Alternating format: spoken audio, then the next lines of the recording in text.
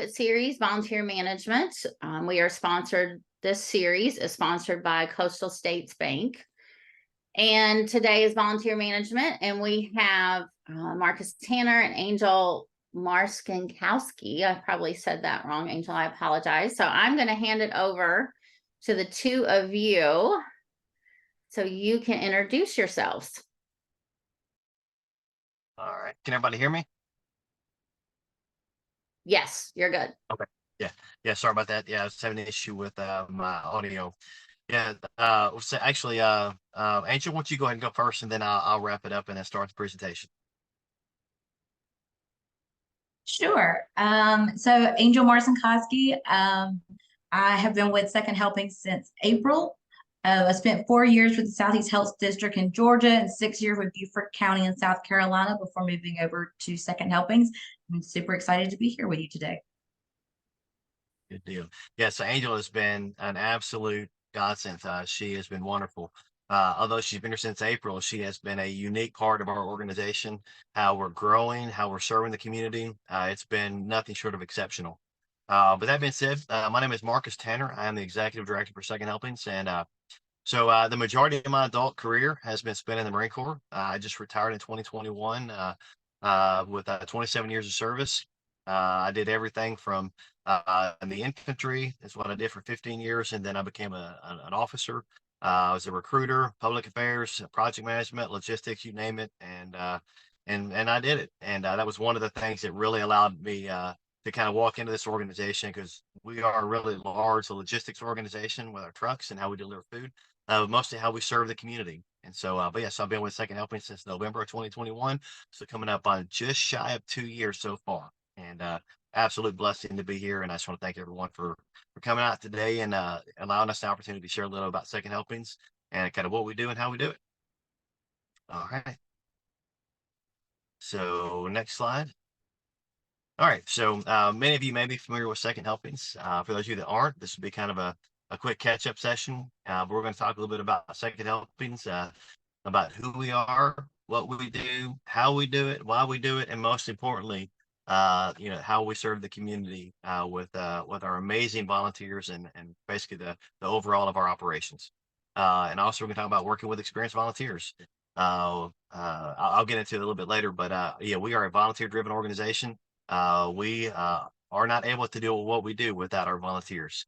And with that, we're constantly growing, trying to expand our market, trying to expand and reach out to more communities and serve more people. So we are constantly recruiting new volunteers. A unique perspective is about 100 or so of our volunteers have been with us for just less than a year. So we are constantly growing and expanding and trying to keep those volunteers engaged, motivate them, recognizing them, just letting them know exactly the impact they're having on the community. And it's actually it's a pretty great organization, and a lot of our volunteers they've been with us anywhere from 15, 17 years to about 30 days. So it's a pretty unique organization. All right, next slide. Okay, so Second Helpings. So many of you maybe have heard about us or know about us. For those of you that don't, one of our taglines is "Hunger has a local address." So Second Helpings, we're a local food rescue organization. We go to all the grocery stores in Beaufort, Jasper, and Hampton counties. We pick up donated food and we deliver it free of charge to more than 50 local agencies, food pantries and soup kitchens throughout all 3 counties. Last count was we've got about 57 agencies that we serve, and those are spread throughout all of our 3 counties. And right now we've got about 368 volunteers. Last count was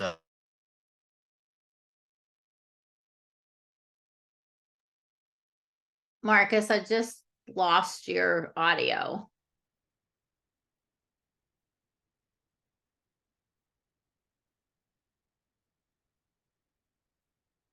Angel, can you hear him?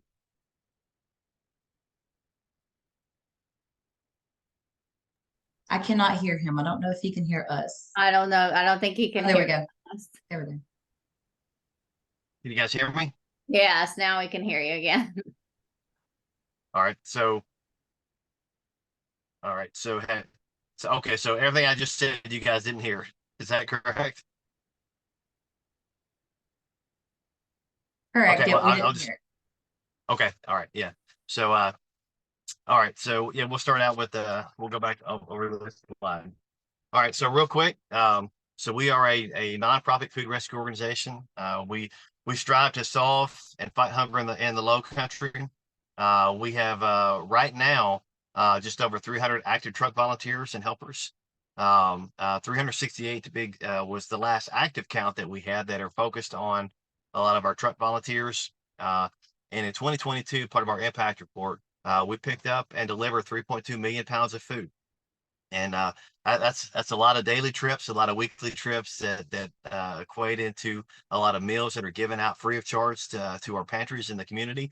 The last count that we had, I just checked earlier today, is we have 57 actual food pantries and soup kitchens that we feed throughout Beaufort, Jasper, and Hampton counties.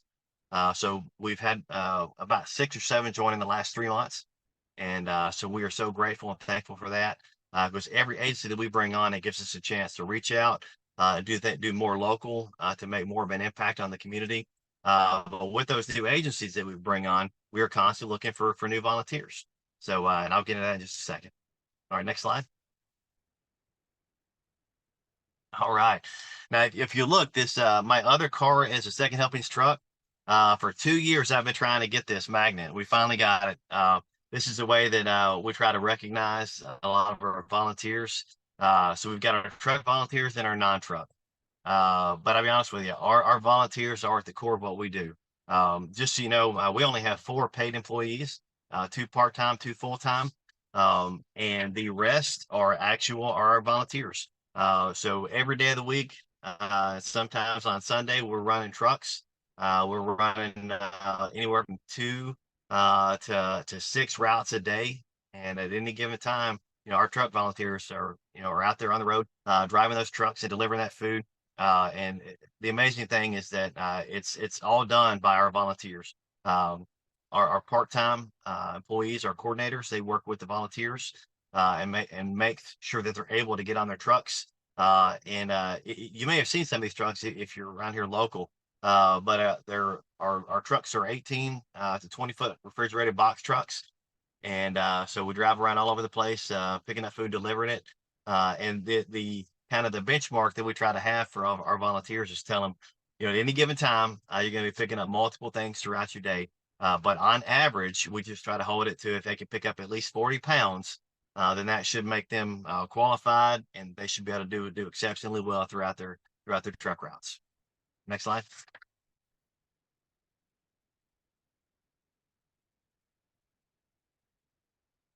All right, so we talked a little bit about the truck volunteers, and now we've got another category called our non-truck volunteers. So a lot of times we get people that come and say, hey, I want to be a part of Second Helpings. I want to help spread awareness and fight hunger. But, I really, I've got back trouble, knee trouble. I'm not really able to really lift a whole lot or do anything like that. Well, we have tons of other roles that we have for our non-truck volunteers. And these folks, they represent Second Helpings at all community events and festivals and fundraisers. They spread the word everywhere they go. They're also great opportunities to attract like-minded individuals. This photo was taken at our chili cook-off that we had with I think it was the Rotary Club. That day we had a ton of people come out, multiple people in the area, in the community coming out on the island, trying to experience a little bit of community and to spread the word. And a lot of people didn't know a lot about Second Helpings. They didn't know that there were other venues or other ways that they could help support, food rescue and support the community. It was just really a great opportunity to get everybody together. And one of the other aspects of our non-truck volunteers is this year we actually launched a new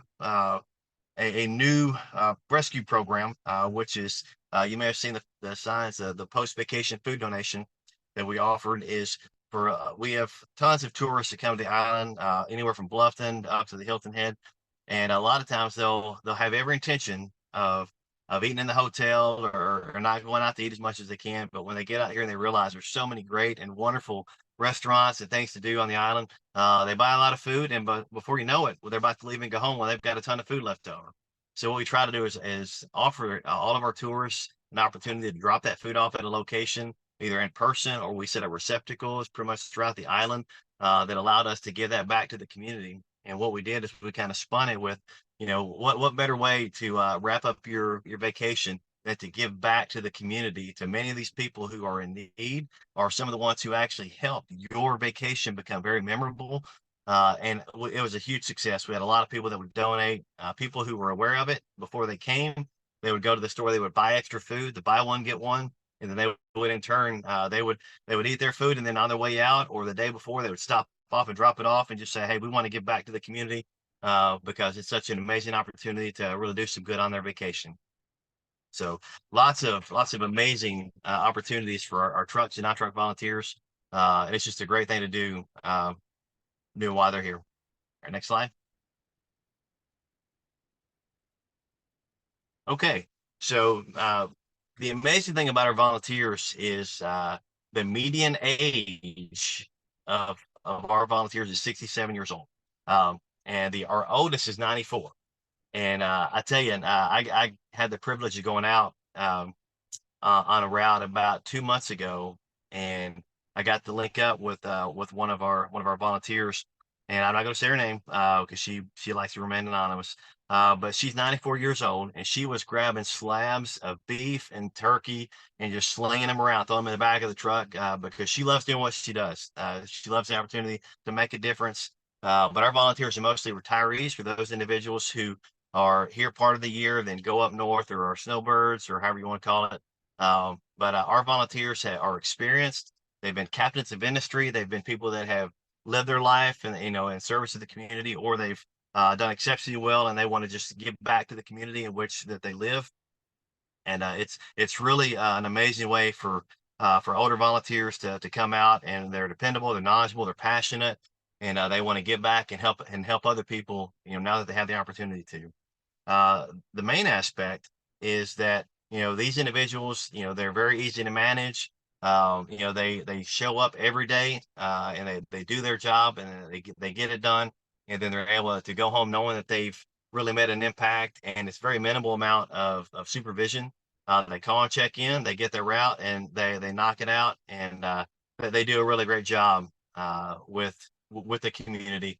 Because many of them have grown up coming here on vacation, or they've lived here for decades, and they just want to give back to the community. So the amazing thing is that our volunteers are really a huge part of who we are and what we do, and they reciprocate that back into the community. So next slide.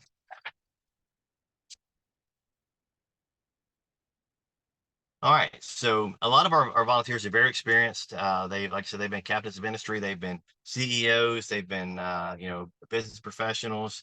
They want to know that what they're doing is actually making a difference.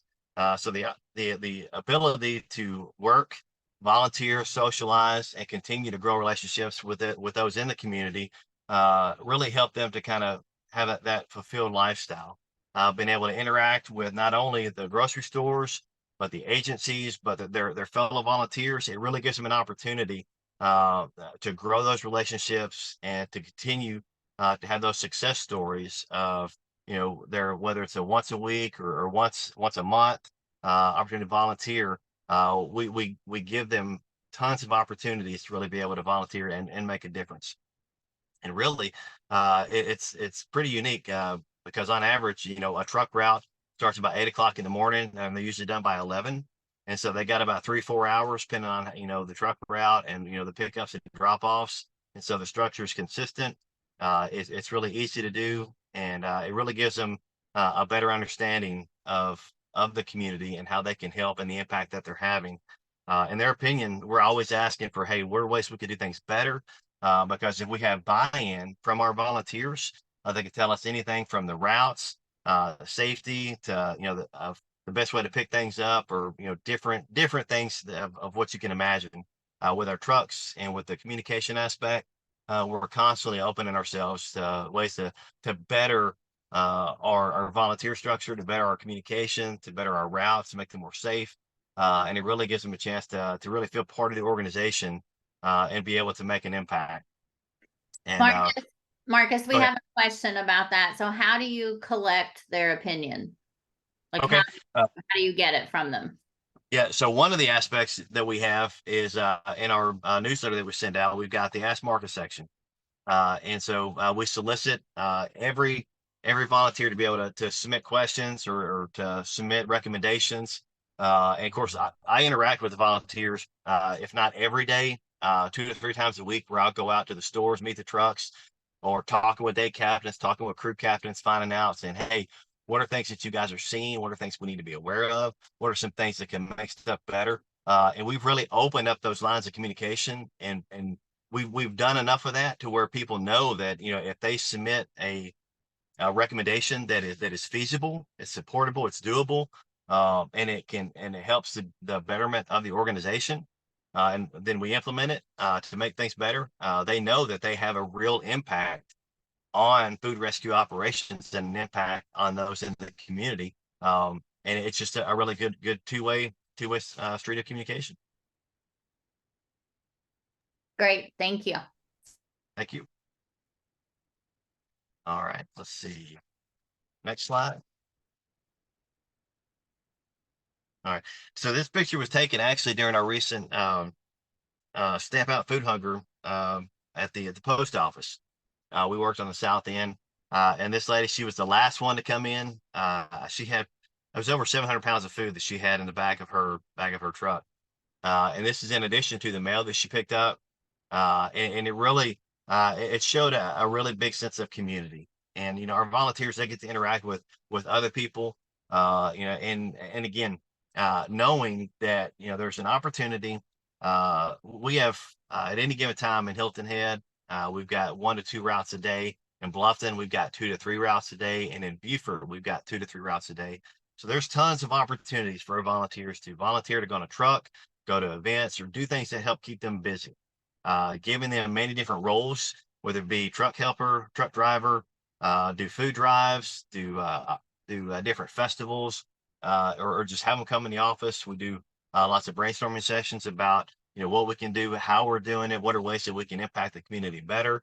We're starting to do more with regards to our data, of how we track our data.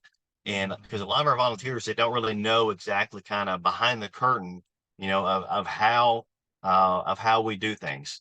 So by bringing them in and kind of showing them, you know, the reason or the why behind the why, as to why we do things, it really keeps them engaged, and it really helps them understand better of what we're doing and the impact that it's making.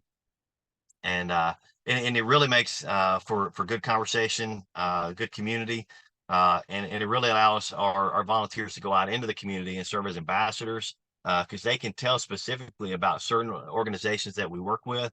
You know, when I first started, one of the trucks that I went on, they did their pickups, and then they were delivering to 4 agencies, and they kind of divvied up the food. And I just asked them, like, hey, why do we do it this way?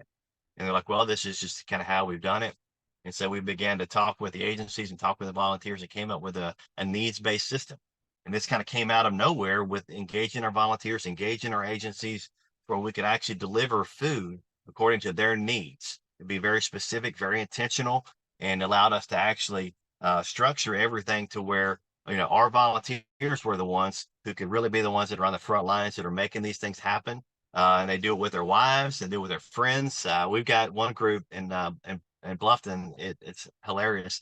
A husband and two couples, they show up. I think it's on Wednesdays. The 2 husbands, they get in one truck, and the 2 wives get in another, and they go out and do their routes, and then they come back and they play pickleball.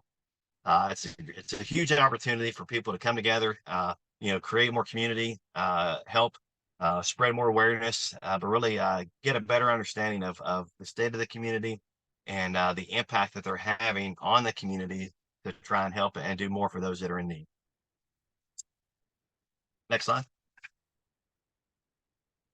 So we've really been kind of challenged with how do we track our volunteers. We've used Sign Up Genius. We've used our home plate system, which is kind of our database. A lot of different things that we've been trying to do, because as this organization grows, as we come in contact with more organizations that we're trying to serve, even through coming out of the pandemic, you know, how to track the food, where it's going. We really try to kind of keep everything focused to the data aspect of it, looking at technology to make things better. Everything from managing our events. This event here was Wind Down Wednesday there in Wexford Village. We've got tons of different ways that we try to link up our volunteers with events, as well as link up our volunteers with agencies to crosstalk, communicate, so that we can better understand each other. We can we're really ramping up our what's called our home plate system, which is kind of the developmental stage of everything that we do that allows us to use Excel spreadsheets to move stuff in for our volunteers, the routes that they take, the agencies that they go to. I mean, you name it, and it really does. It kind of corrals everything together, and it allows us to better track our volunteers, our agencies, our donors, and it really allows us to kind of keep in contact with each other, to better communicate what we're doing, how we're doing it, but most importantly, the why behind why we do it. I think someone's got a question. Yes. Do you have a required number of hours for volunteers? Absolutely not. We really try to, what we offer, the only really requirement is our routes. On average, we tell them, an average route starts at 8, and you're usually done by 11 or 11:30. The only reason why it will go past that is, one of the things that it's kind of a misconception is, our trucks, they'll start out in a staging lot, and then they'll go to anywhere from 5 to 6 different grocery stores and pick up food. And, usually that's pretty easy. Most of the stores, they know we're coming, or that we've got a time window, but they'll get there and they've got other vendors that are ahead of us, and so our volunteers have to wait. And then so every minute that they're waiting to get the food, it puts their next stop behind. And then inevitably, we try to time our drop-offs with our agency's distribution. So a lot of times the food we pick up today is going to be distributed out today by the agencies that we take it to, in hopes of that tonight that food will be either in their refrigerator, on their table, or in their pantries, that'll kind of help them to get by. But so every minute that we're in one location past the norm, it kind of puts everything back. So that's what we try to communicate with is, that on average it's about 3.5 hours. But people volunteer. It's funny, they'll say, hey, I do my once a month because they know they're going to be lifting, and working out and sweating for a good cause and being able to deliver a lot of food. Then we got others that say, listen, I got nothing else to do. I've enjoyed retirement, but now I want to give back, and I can do, every Tuesday, or, every Tuesday and Thursday. We've got some that on average are running anywhere from 8 to 10 routes a month. And so that's on average about 2 days a week that they're volunteering. But we've got plenty of openings, plenty of opportunities for people to drive, or people to help out on the trucks, or even do multiple various food drives. We've got a ton coming up here for Owyhee. We got some coming up in Indigo Run. There's many opportunities to be able to get out there in the community. But yeah, there's no time limit, or no requirement on volunteers. We just ask that once every 90 days, in order to stay active, is what we require for our volunteers to be able to stay on our roles and be considered an active volunteer. Another question, Marcus, does the sign up Genius cost money? Does that software? No, Oh, it's free? it's actually free. I think there's the only time that you have to pay is if you go over a certain number of volunteers that you put in there. But we've been able to kind of keep it short, or keep it under that maximum limit, because really the Sign Up Genius, we use that for our non-truck events, all of our food drives, our programs, things like that are not our normal schedule. We use that to be able to communicate with them, because usually the truck routes, those are handled by the coordinators, and they develop the schedule, and they communicate with the individuals. It's actually it's pretty intense of how they do it, but they're very good at it. They do one-on-one communication with the volunteers to find out what days that they're available, and then they send out the schedule like a month before, and then people sign up for it, send it back in to the coordinators, and they develop the schedule. And if they have any gaps or any holes that they need to plug, they send it out again and say, hey, we've got these availabilities. Days that a lot of people don't like to volunteer on are Saturdays, which I don't blame them. But yeah, Saturdays are days that we need a lot of volunteers on, both truck and non-truck. But yeah, the Sign Up Genius it has taken up so much time off of our hands of trying to find people to do all the different type of programs and events that we have.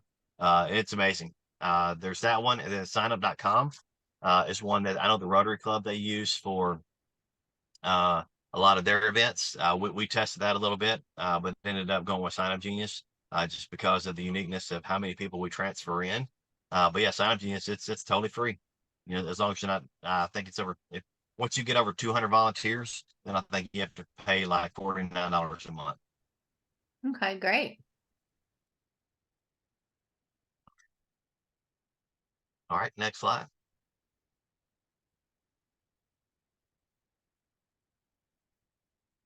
Now, I cannot confirm nor deny that this is me in this picture.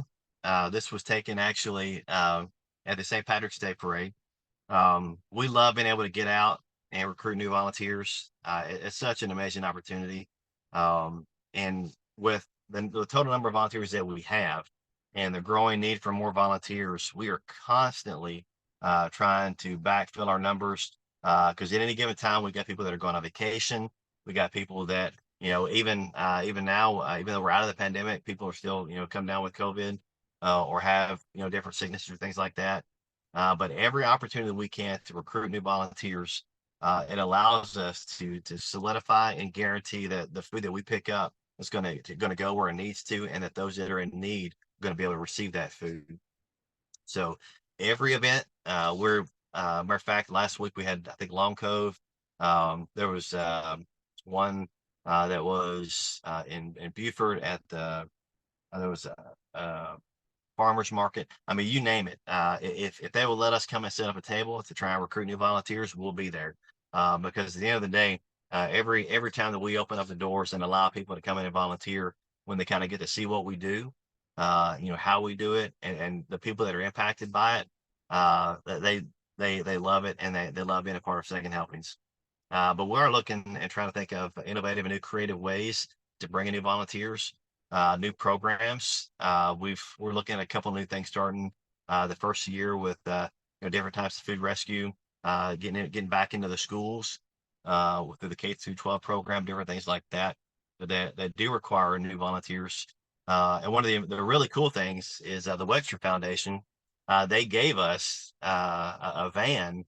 We applied for a community impact grant, and we needed a new way to kind of expand our growth and expand our venues for new volunteers, because not many people want to drive a truck, although it's like driving a box truck or a U-Haul. And so we're able to get a van. And since we brought that van on, many people are starting to say, hey, I can volunteer, I can drive the van, I can go do your Fresh Express, I can go pick up, you know, different produce to different places to kind of help impact the community. So we're really trying to figure out, you know, the best way that we can offer various types of opportunities to various types of individuals from, you know, multiple socioeconomic backgrounds, and when they're going to be here, when they're not, to be able to give everyone an opportunity to give back, because Hunger does have a local address, and Hunger never takes a day off. And so with that being said, we're not going to take a day off, and we're going to do everything we can to make that last bullet. You know, we do have a lot of people that show up, and a lot of people that want to volunteer. Sometimes we double stack them. But you know, you can't have too many volunteers. But the good thing is you can always keep them engaged, and you know, keep them abreast of the information within the community and what's going on, what you're doing. And we really try to plan out multiple months in advance to be able to give everybody an opportunity to be able to serve and be able to help the community. All right, I see there's a question. I can't access that. Can you? We are trying to grow our volunteer base in the Beaufort area. What is the best way to find out about community events for possible volunteer recruitment? All right, I'll tell you this. We struggle with that as well, mainly just because of location. We're mainly our main office is in Hilton Head.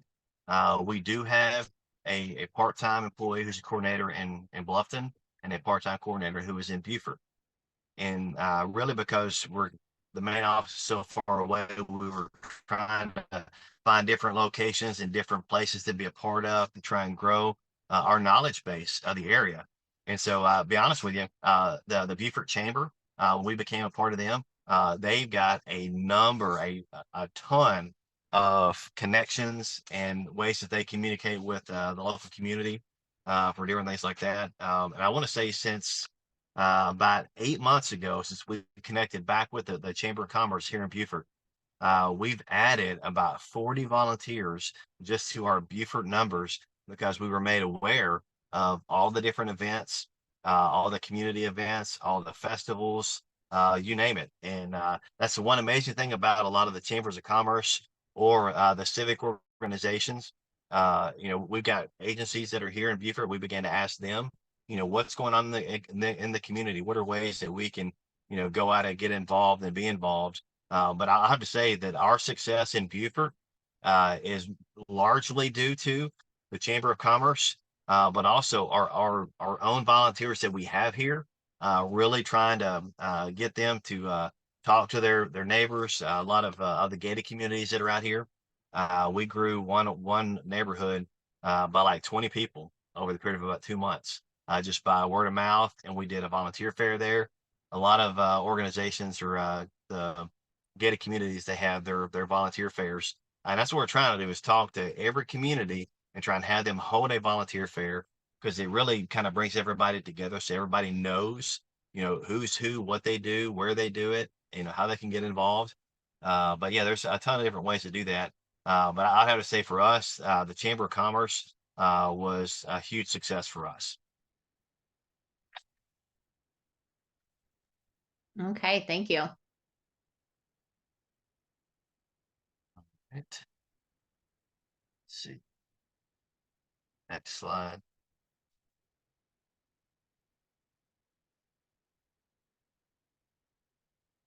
All right. So this was actually taken at I want to say it was the Italian festival. That's Dave Eppinger and Alan George, two of our day captains in Hilton Head.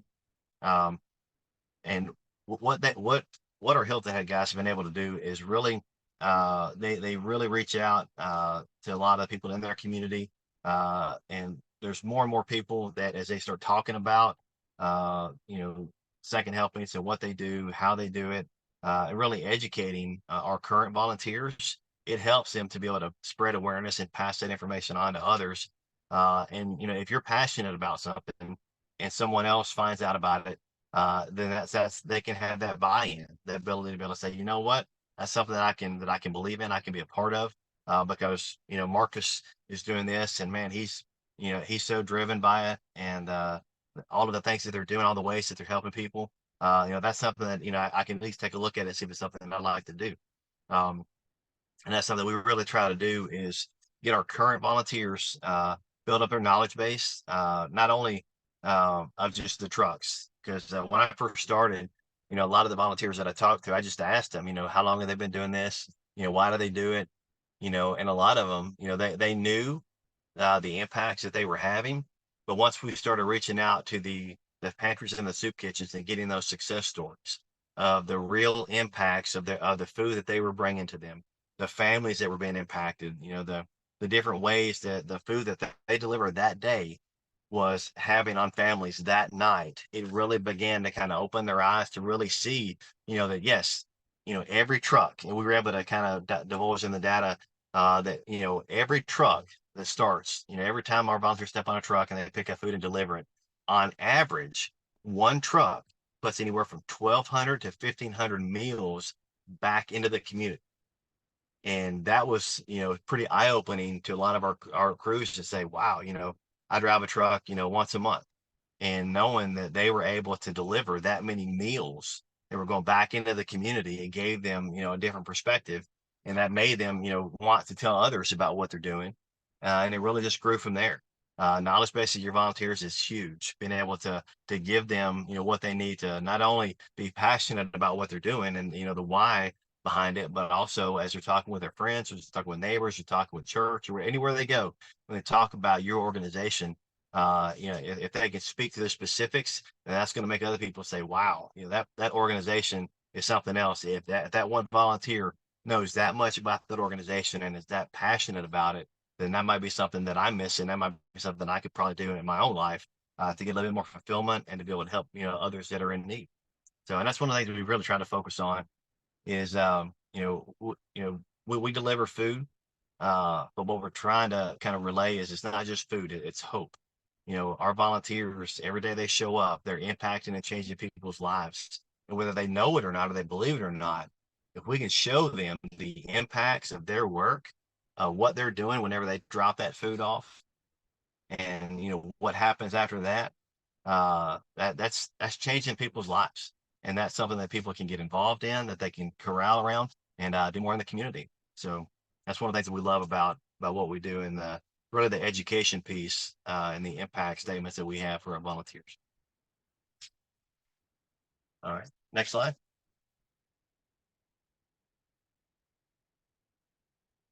So when I started, it was right after kind of we're coming out of COVID.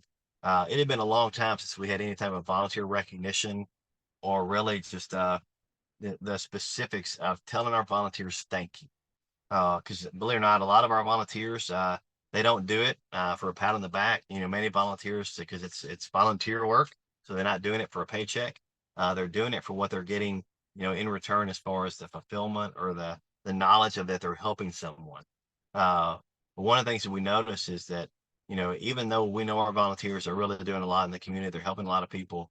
If we bring them together and we connect different, neighborhoods, different areas, to share about their stories, or what they see on their routes, or when they do their weekend deliveries up to Hampton County or Jasper or whatever, when they start cross talking, then they really begin to develop more of a sense of community, and knowing that they're not only impacting those that are in that immediate area, but they're going beyond that. And so being able to focus on just frequent communication, tell them thank you, tell them, hey, this is the impact that we're having. So that way, because we gather all the information from our trucks as far as how many pounds of food we deliver, where it goes, and we try to track that so we can know where to focus on if we have, any surges in the community that have a need. And so what we started doing is kind of turning that around and giving that back to the volunteers, saying, hey, this is the impact that you're having, and being able to show them that, and then bring them together and recognize them for certain trips or certain innovations that they're doing on their routes and ways to make things better. We really began to notice that it was kind of a family of volunteers, and they would listen more to each other. They would help each other. They would, be very specific and intentional with each other about how they do things. And it really made for a better understanding of not only what we're doing and how we're doing it, but why we're doing it. And that just kind of brought everybody together. And what we started doing is once a year having our volunteer appreciation events by area. So we've got volunteers that are in Hilton Head, volunteers that are in Bluffton and in Beaufort, but we just started looking at it by area. So that way, they could come together and know each other. And because a lot of times the new volunteers, that we run a couple routes a day, and a lot of them don't even know who else has joined. And so each year we try to bring them together, try to send out the volunteer newsletters to tell, these are the new volunteers, these are the new stores that we're going, these are the new agencies that we're doing, and really kind of give them, short, specific, really to the point information. Because if you send out a lot of emails that have 4 or 5 pages that have lots of stuff in it, most times you'll get unsubscribes, or they just won't read it. And so we try to be very intentional and very specific about what our volunteers want. And I try to give that to them so that they can, do a little bit more, and they can celebrate their contribution, celebrate their success, and actually kind of pass it on to other volunteers that are in our network. So it's a great way to kind of show our standout performers, those individuals who are unique in what they do and how they do it. And we do that best practices amongst all 3 areas once a quarter, to send out and let them know that, hey, these are certain things that this area is doing. These are best practices, and we try to give everybody an opportunity to kind of share that, because it allows us to, at the end of the day, do more to impact more. So, Marcus, there's a question. Do you take feedback from your customers, the places where you drop off the food, about your volunteers? And absolutely. How does that process work? So, about a year and a half ago, we really try to look at, what we're doing, the service that we're providing. Is it what our agencies need? Is it what our food pantries or soup kitchens, is it working for them? And so we went out and we visited every single agency. At the time, it was like 52.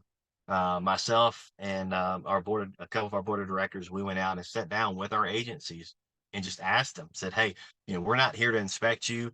the first time that they see me as executive director, I didn't want it to be with a checklist and a clipboard, walking around saying, that's not 6 inches off the ground. That's not, this, that, and the other. But it was more or less to just find out, what do they need? What are your needs? How can we help? The things that we're doing, is it working? How many people do you serve? Our volunteers, whenever they show up, are they doing what you need them to do? Are we coming at the right time?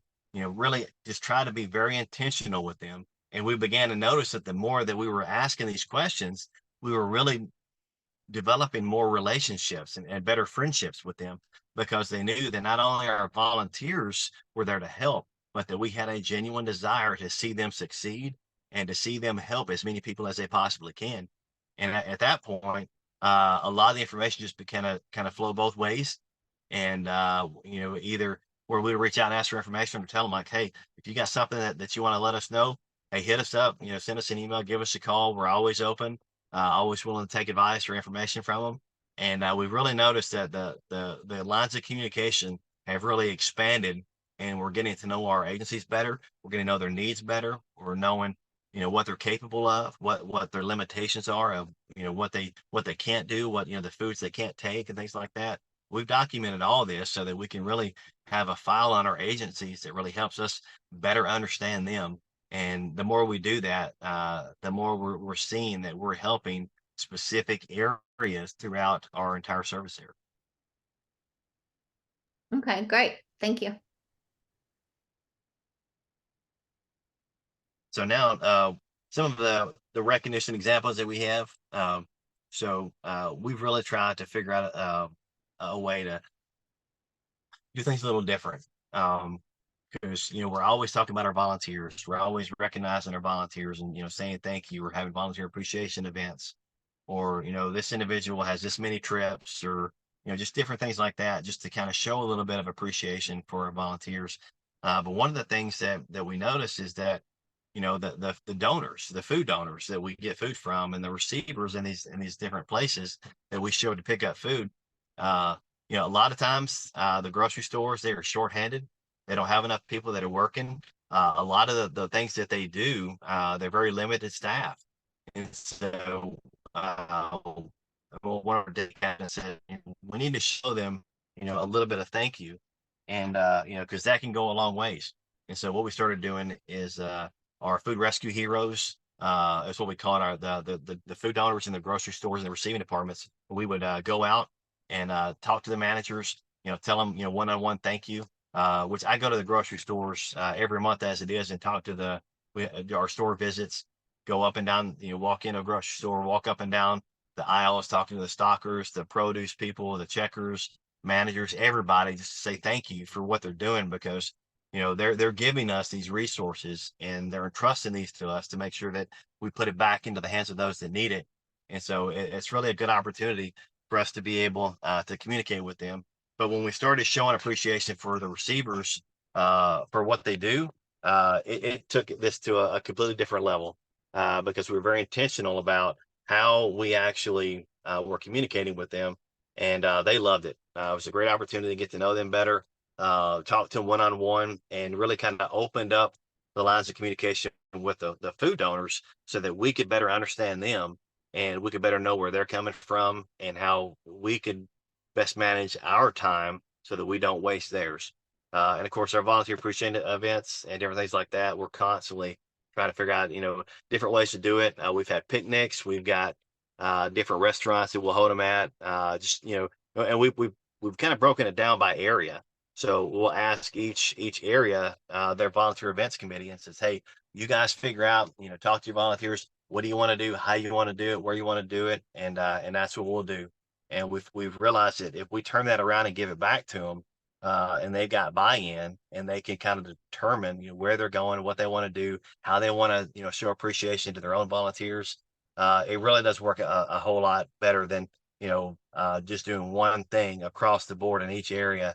Which really, we noticed that when we try to plan it from the office, for each agency or each area, it was just kind of, without their buy-in and their perspective, we really just weren't able to show them the appreciation that we wanted to. And so by allowing them to kind of plan these events, and then we show up, and have a meal, break bread, have community. It really goes a long way. Okay. And so those are two of the kind of our most recent things that we've done with Food Rescue Heroes, and then our events. But but yeah, so kind of a few key takeaways. You know, yeah, I mean, it's kind of unique of everybody's trying to get volunteers, and I was actually at a volunteer recruitment event on Sunday at one of the community island churches. And one of the guys, he was walking around. He goes, "Listen," he says, "I volunteer at 3 places. In order for me to take something else on, I've got to drop something off." And so, I know a lot of people are trying to compete for the same volunteers or grow their volunteer pool. But at the end of the day, take a look at your organization. The people that you have that you can invest in to kind of grow their knowledge and to grow their impact and awareness in the community. It really does go a long ways. And given the different volunteers and different groups an opportunity to work on their schedule that lines up with yours, we noticed that the more we try to do that, I said, "Hey, here's what's available. You guys pick." Instead of just assigning volunteers, then we don't have to worry about, all of a sudden we've got holes in the schedule, how we can best fill them. And you're using technology. That's one of the things that we kind of struggle with at first is, a lot of our volunteers are older in their mid 60s. They got smartphones, or, they're not necessarily, on them all the time, but being able to communicate, specifically, via email or to the point about exactly what we want, how we want to do it, and being able to get their responses, it really will go a long ways. And just engage your volunteers. Always, always, always. Not one time goes by that I don't see one of our volunteers that I don't try to make them feel appreciated.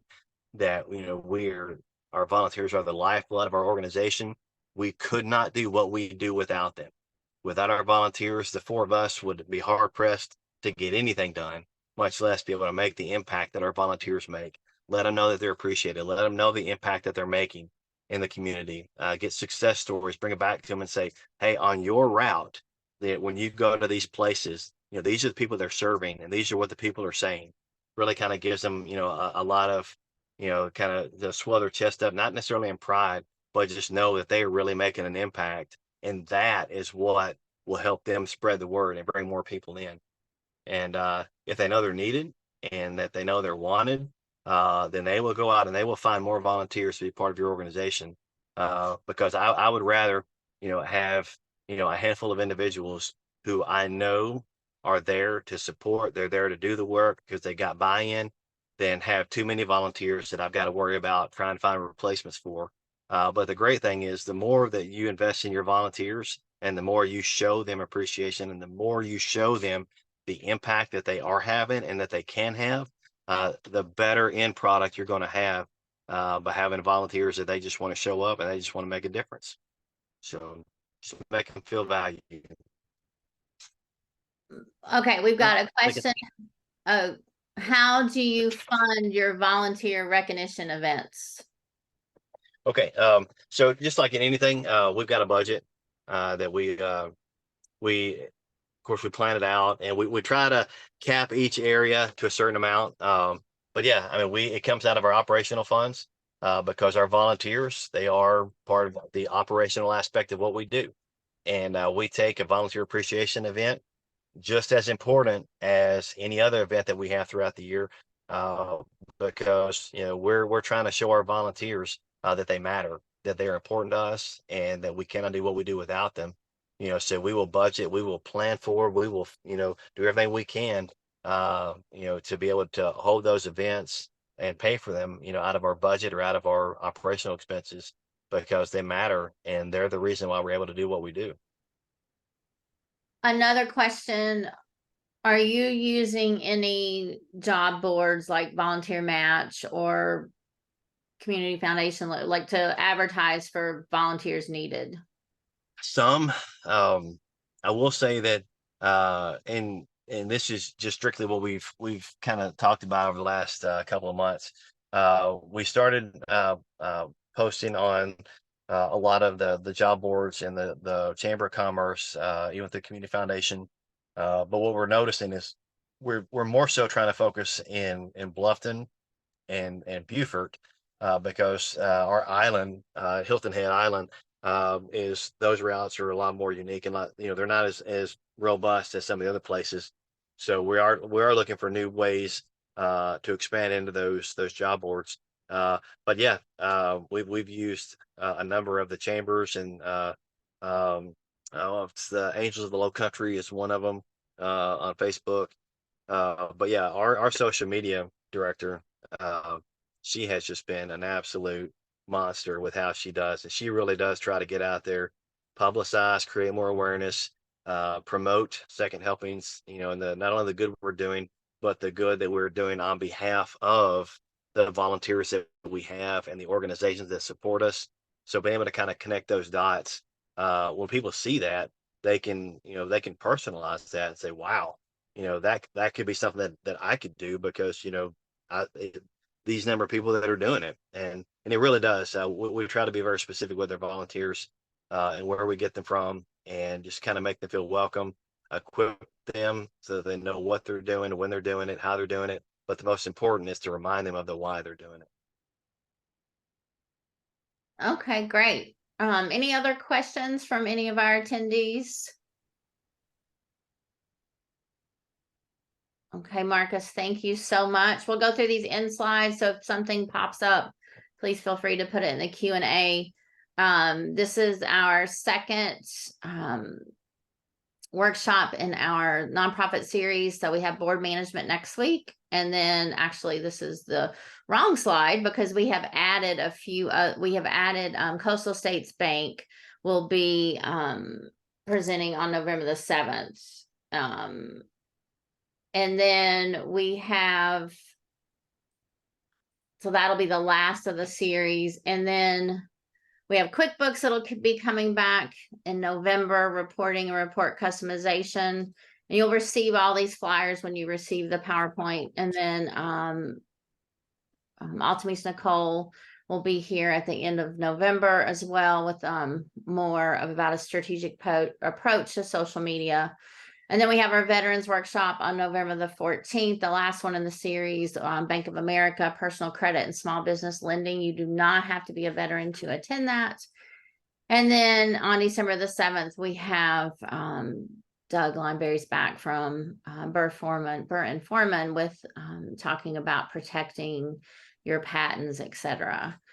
And then if you need SCORE, if you need a mentor, we are happy to help. You can visit our website, sign up for a mentor. We are nonprofit as well. And we can help. We do a lot of strategic planning for nonprofits. So we have a lot of expertise in that, and we can help anyone that is in need of that. And we are also, like everybody, every other nonprofit, we are looking for volunteers, and we need all kinds of things, business mentors, we need behind the scenes, and we need Spanish speaking business mentors. That is a huge need in the 4 counties that we serve. And then follow us on social media. Same thing as Marcus said, it is definitely a big part of creating awareness for your nonprofit. And then again, I'd like to thank Coastal States Bank for sponsoring this workshop series, and we are powered by the SBA Small Business Administration. And thank you again, Marcus and Angel, so much for participating today. And Yes, ma'am. Thank you for having us. Thank you. And everyone have a fabulous Tuesday, and we hope to see you next week. Thank you.